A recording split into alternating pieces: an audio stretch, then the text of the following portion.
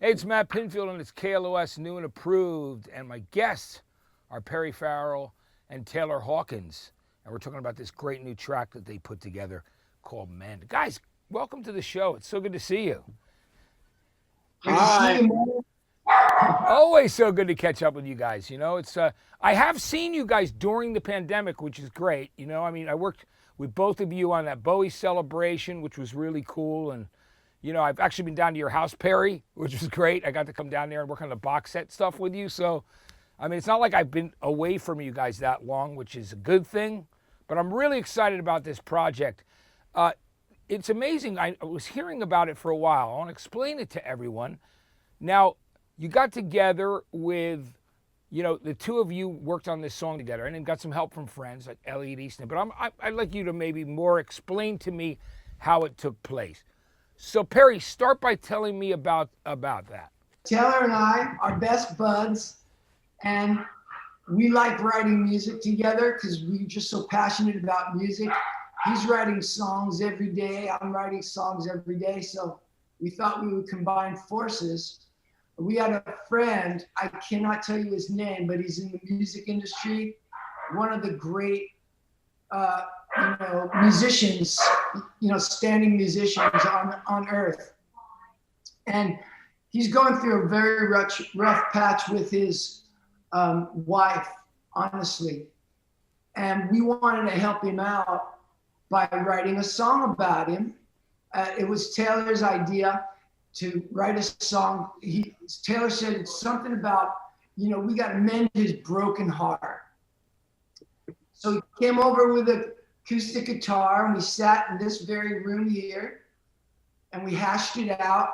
I'm always writing poetry and things, and Taylor's always writing riffs, ideas, and poetry. Take it away, Taylor. What went down? It was exactly as Perry said. We've been working on music off and on together for years. I worked on a couple tracks with Perry for the Kind Heaven record.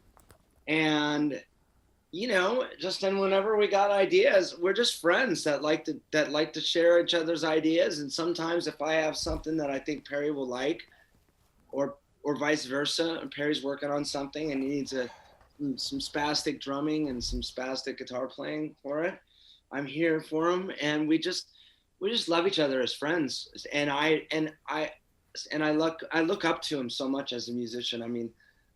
Matt, I've had countless conversations with you about the importance of Jane's Addiction and really, what they meant at a time when rock and roll was definitely going through a crisis as far as, something that was sort of real. There was an underground, sure, but on there was nothing in the MTV playing field or on the radio that was actually challenging people, lyrically or any of that. And Jane's Addiction was this beacon of like, oh my God, they're going to make rock and roll is going to get good again. Maybe, it's great. Enough of the 80s plastic nonsense. This guy's talking about real stuff, using the word motherfucker all the time. And I never heard that before. I was like, he says motherfucker all the time in songs.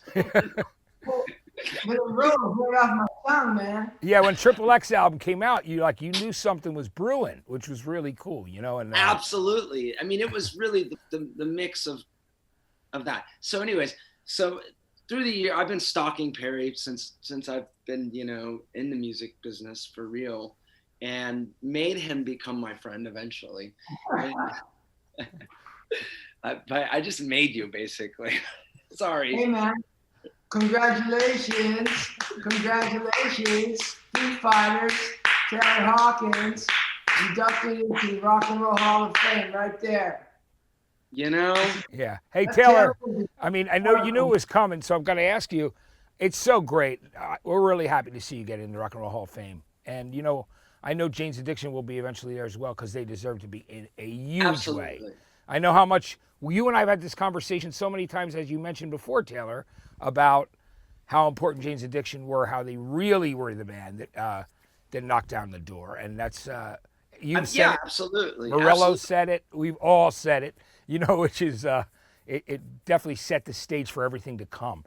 Well, there's a lot of bands, you know, they're like Jane's or like King Crimson, you know, like King Crimson is the first really proper, crazy sort of prog rock band before Yes and Genesis and all that. I mean, really changed everyone's minds back then when King Crimson, Court of the Crimson King came out. It just blew everyone's mind and just created a whole new style. And Jane's Addiction, the same thing. You know, it just blew all of our minds. So sometimes, unfortunately, the real starters of it don't get recognized as quickly for whatever reason. And you know, James has been through you know, broken up a couple times and back together, and a lot of different projects and things.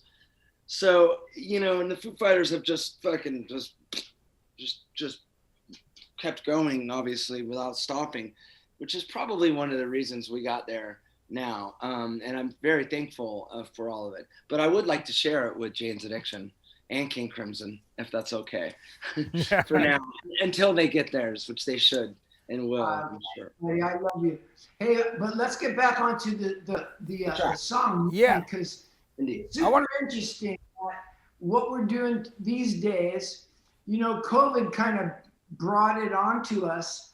We had nothing to do sitting around in our homes, but sit around and screw and, you know, and drink. But then we also started writing, and we were writing, and today's modern musician, everybody's got a home studio, you know? I'm right here. So it started getting kind of fun. Every day we would just be writing shit and sending it off files to each other. And it was building and building. Then we'd call our friend and we'd go like, you know, Taylor and I would sit around like, what should we make the song like? And we were like, I started out going like, let's make it like the Allman Brothers, you know? Yeah. We wanted to make it long and groove in, and you know I think it's twice as long originally, wasn't it, Perry? What song? It might have been twice as long originally, or definitely another couple minutes on. You guys wanted to make it like Whipping Post on the Live at Fillmore East album, you Exactly. know, right? You know, something. Yeah. Or Dream. Great track. We just couldn't fill greatness up in 10 minutes, you know? So I was sitting around with it. I had the song for about maybe 3-4 months, working on it, sending it back to Taylor. What do you think of that, man? And then he would say like, Elliot's gonna come over, Elliot Easton from the Cars. And then we all loved Elliot Easton from the Cars, right? You guys were big Cars fans, obviously. Who didn't love those early Cars albums? Yeah. He's one of the most underrated guitar players, Elliot. I agree. I mean, his guitar solos they're like little songs inside these Cars songs are always these perfect little pop songs. And then when Elliot gets a guitar solo on there, it's like another perfect pop song within another perfect pop song. He writes perfect guitar solo. Yeah. You'll never forget. You don't understand, because he was so clever with his use of the technology side of the guitar. Great guitarists, sure, they've got great fluid fingers, and they can play dry. In other words, dry meaning no effects. But then there's another side to guitar playing and production, and that's the technical side. And you know, like the foot pedals that these guys have that they call, you know, distortion or delay or flange. And so guitar players can fuck around and have just like literally one note, but it's going through some crazy filter, and that makes the song. And with Car songs, you don't really understand why it's so strange and moody and different. That in part comes from, well, first of all, the guy's singing like this, but then the other part about it is Elliot playing some weird, you wouldn't think it's guitar, but it's the guitar doing those parts.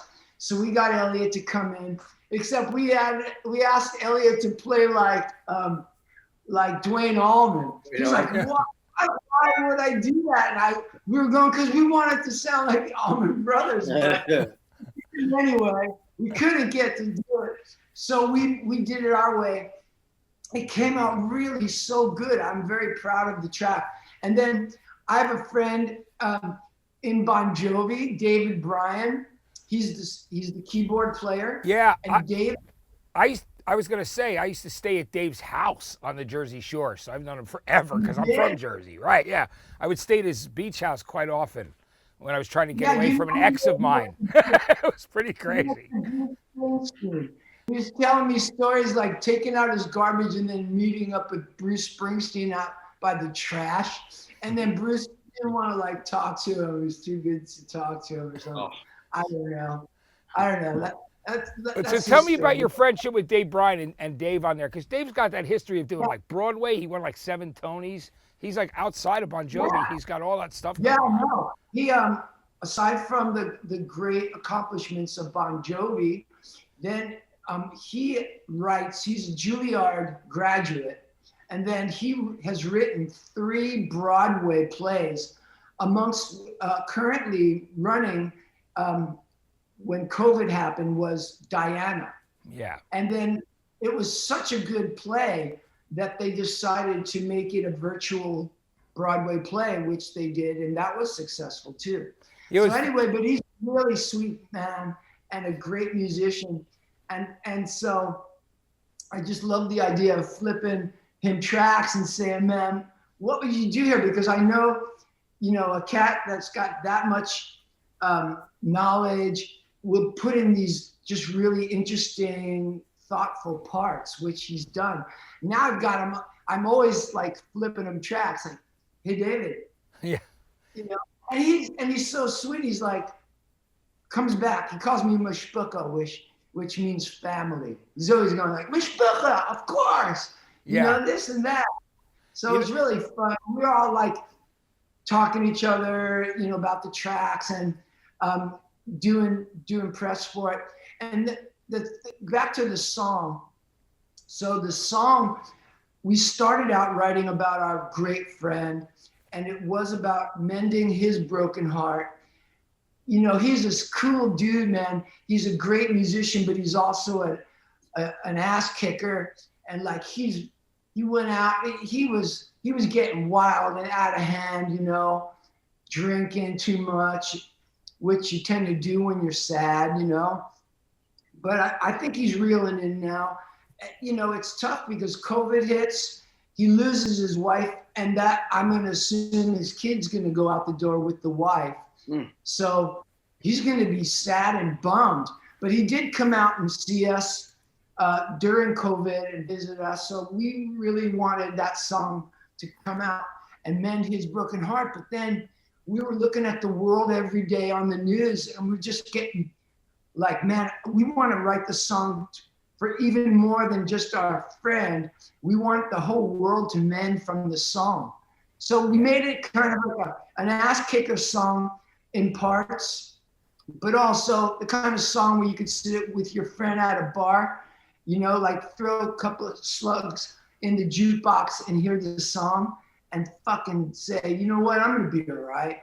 Yeah, absolutely. I think it's great. I love the fact that, and you're also calling it Kind Heaven Orchestra. You've got Etty, your wife, on there as well. So it's just really cool. It's a real family affair. I mean, because Chris Chaney did a bass solo on it. Yeah, and Chris Chaney's amazing as well, right? I mean, Chris, who plays with James. So, I mean, Wait. I want to talk about that too. Okay, you got it. Wait.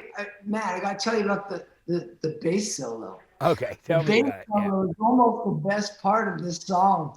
So we gave it off to Chris, and Chris got all these fucking awesome synthesizers for Christmas. And so didn't hear from him for 2 days because he's probably got like 3 fucking stacks of synthesizers besides his bass. I get the damn track back. It got so thick with all Chris's ideas. It was hilarious. We had to like deconstruct the whole thing. Taylor was saying, man, it's a good song, but, and I go, yeah, but, and then Taylor says, I know, it's a meat pie. Yeah, it's a meat pie. And in the business, well, between me and Taylor, we know what a meat pie is. Meat pie is when everything's going all the way across the song. We threw All everything great, at it. Yeah. I'm gonna. all great It came out real. I mean, all is a big old meat pie, otherwise known as voodoo. So then we had to take it apart, and then when I listened in the middle, because we were trying to stretch, which gave people chances to solo, all of a sudden we hear this awesome. Who plays a bass like that, Taylor? Like, I mean, what would Jaco Pastorius, and he's dead. Pastorius, the Grateful Dead, Phil Lesh. Yeah. Jack Bruce. yeah. Jack The late Bruce, great yeah. Jack Bruce. You know, Yeah. so Cheney's got jazz chops. he's amazing. That's how great Chris Cheney is. Yeah, he's great. So, I'm excited we're going to play the song tonight, too. I wanted to also talk about other things that are happening with you as well, because great news came out. I know there's 2 shows, Perry, that Jane's Addiction are doing. You're going to do Louder Than Life in Kentucky, which is fantastic. You're going to do the MMR Barbecue in I'm Camden. gonna fuck up Kentucky, man. I'm drinking whiskey in your honor, Kentucky. We're gonna go out there and we're gonna get freaky. Good. How about that, man? Yes, and you're also... Great. Jane's Addiction's coming back. I love it. The other thing that's really important we should talk about is you're also just announced is Beach Life, the show you're doing. You're playing on the Friday night in Redondo Beach, a big festival, 3-day festival. Cage the Elephant are one of the other headliners, but Jane's Addiction are playing on the Friday night, which is best news. So I'm really excited that was announced because you're going to be in that backyard of KLOS, which is great. Can I mention one more? Yes. One more quick. I am proud to announce today, I can let everyone know, Lala's on Chicago. Headliners, Foo Fighters. Yes. We're dragging you up on stage. It just got announced today. Foo's headlining. You're coming up on stage with us, Perry. Yeah, that's going to be amazing. I'll be there, man. And yeah, we're going to party so hard there. That's gonna be Lollapalooza awesome. is happening. That's great. I'm so happy about that. Foo's headlining. It's going to be an incredible weekend. Isn't it crazy, you guys, that it's to feel this, it's starting to really kind of happen. You just spent the last year looking at your computer, turning on the TV, going, what the fuck's gonna fucking happen? And now it's starting to feel, everything's now there's gonna be so many fucking gigs, it's gonna be fucking insane. There's gonna be so much to see. It's like a little kid getting over onto the Santa Monica Pier at 9:30, and then all of a sudden they're looking, and the merry-go-round turns on. Yeah. They go, the merry-go-round. It's all happening. People are so excited. They've been chomping at the bit for live shows again, and it's amazing. We're so excited to go see live music, So we were talking all about that with Lollapalooza, which is so exciting. And, I want to ask you too, Taylor, there's shows that have been announced, 2 other festivals. One right here in the state of California, which is great, which is Bottle Rock, which is happening up there in Napa Valley. And you're also going to be in Tennessee with Bonnaroo. And Lollapalooza. So it's amazing. You're all over the country. Are you excited? I mean, you must be pumped to get out. Have you been talking to the other guys in the band, to Dave and everybody, about how excited you guys are to hit the road again? Well, yeah. I mean, we did this vaccination concert. Vax Live, right. Vax Live thing at the new stadium, the Rams stadium. And oh my God, I was so fucking scared. I hadn't felt that adrenaline and that crazy feeling you get when you get up on stage in front of a large group of people. And, it wasn't totally full, obviously. It was 30%, and it was all first responders in the audience. But it was fucking intense. It really was very intense. It was great. It was amazing, but it was intense. And so, yeah, we're all looking forward to it. I mean, when you don't have it in your life anymore, and you don't have that feeling, that strange otherworldly feeling I get whenever I jump up on stage in front of people, And I know that for the next 2 hours, and in some kind of cases 3 fucking hours in the Foo Fighters, that I'm about to, you know, get in the ring and fight with 60,000 people. Hey, listen, I've seen you do 3-hour shows many a times, right? I mean, around the time you released Wasting Light, you were doing like whole sets and then the whole album. And Yeah, I remember every once in a while you'll see some girl in the front just going like this and just, please play Everlong, please. Please play Everlong. That is so great. My babysitter's calling me right now. Please. Hey guys, Matt, Taylor. That is so funny, man. That is amazing. Hey, Perry, speaking of Lollapalooza, how cool was last year during the stream when 25 years later, I got to be there with you like you did on 120 Minutes. You guys did that reunion acoustic gig for the Lollapalooza live stream. That was phenomenal. Tell me how much fun that was. Wasn't that much fun. I'm kidding.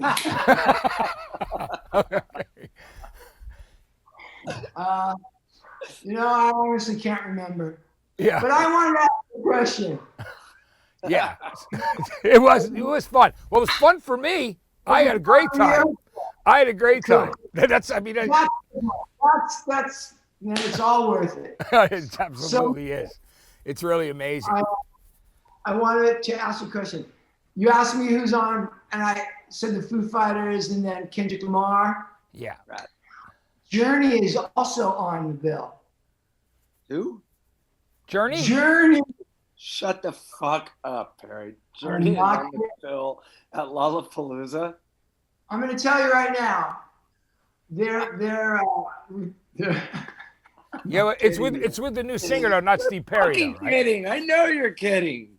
No, I'm telling you, Taylor, we got to get a hold of Steve Perry and fucking let's ask him if he'll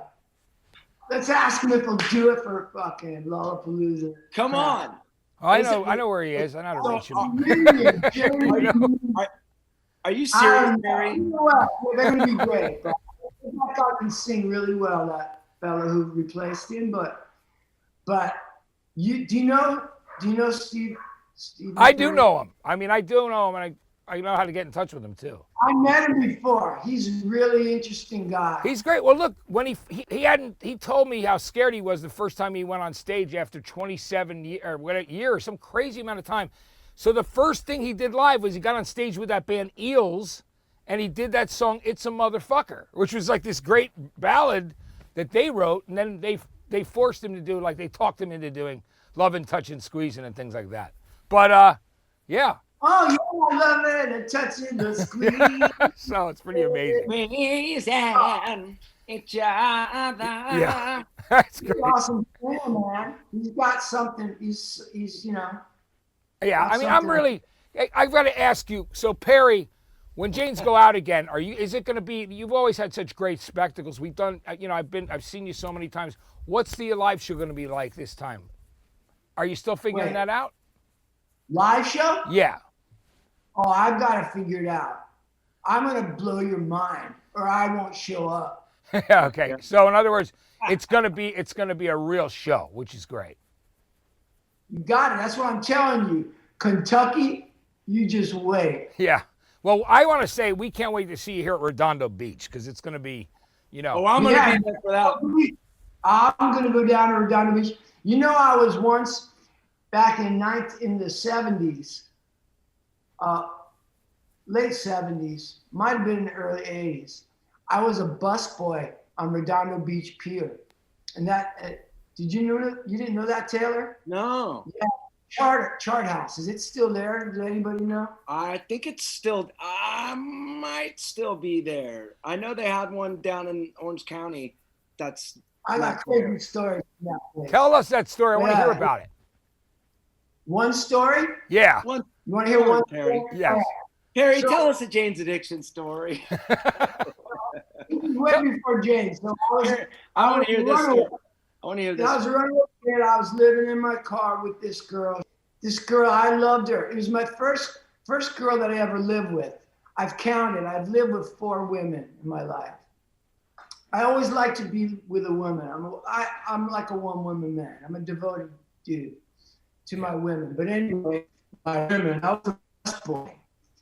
So you guys were living in a car. There we were living together. I got a job on the pier as a busboy. She is a waitress. She's wearing one of these push-up bras, you know, like those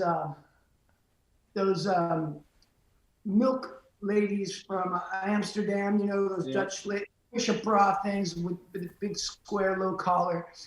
And opening night of the restaurant, the owner of the restaurant got her real drunk and followed her into the girls' bathroom and basically attacked her. I don't know what went down, but I was kind of no match for the owner. So she stayed out that night. I was waiting for her to come home. Where the heck is she?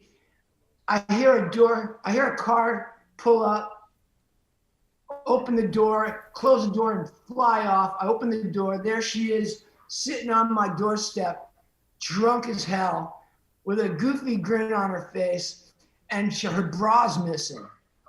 So where's your bra? Where's your bra? She says, you're a fucking idiot. And I grabbed her, I pulled her in the house. The next day I show up at work, I grab some towels, I wrap them around my hand, and where's the manager? Where's the manager? He was a lot bigger than me, but I was madder than him. So I walk up to the manager, I go, you're gonna tell me what happened to her, and I'm gonna kick your fucking ass, right? So he says, hey man, I had nothing to do with it, but this dude, the restaurant owner was the son of a senator. He was literally a senator's son, just like the song. And so, just like the man, Creedence song. In the bathroom, but he never showed up again. I was gonna kill him. But yeah, it happened on Redondo Beach Pier. All that happened on Redondo Beach Pier. Yeah, well, the good news is when you go back this time, you're going to be triumphant. You're going to rule that pier. It's going to be an incredible time. I'm so excited about it. I'm going to order a bottle of good wine. I'm going to say, oh, I'd like to invite the owner to come over and have a drink with me. And there would be some down, I'll fucking hit it. That I would enjoy to see. That'd be amazing. Guys, I love you. I want to say thanks so much again for, for doing the show today. It's great to have you. Congratulations on the new song coming out. I think it's a really great thing you did for your friend to write a song in support, going through a rough time, because we've all been through rough times in our past, so. You know who you are. We love you. Yeah. Definitely. Both of you guys. We love you both. Definitely. Yeah. I love you guys, and you know that for sure, so thank you for doing you guys. Without a question. Yeah. So I will see you guys soon. Definitely. But thank you for doing this, and congratulations on the new single, man. I think it's awesome. All right?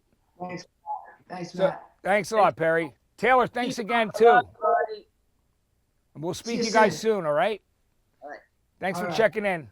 So great catching up with my friends right there. Perry Farrell and Taylor Hawkins. Always fun, never boring, and incredible musicians.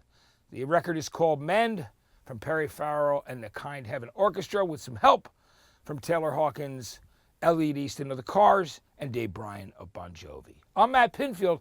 Thank you so much for watching KLOS New and Approved.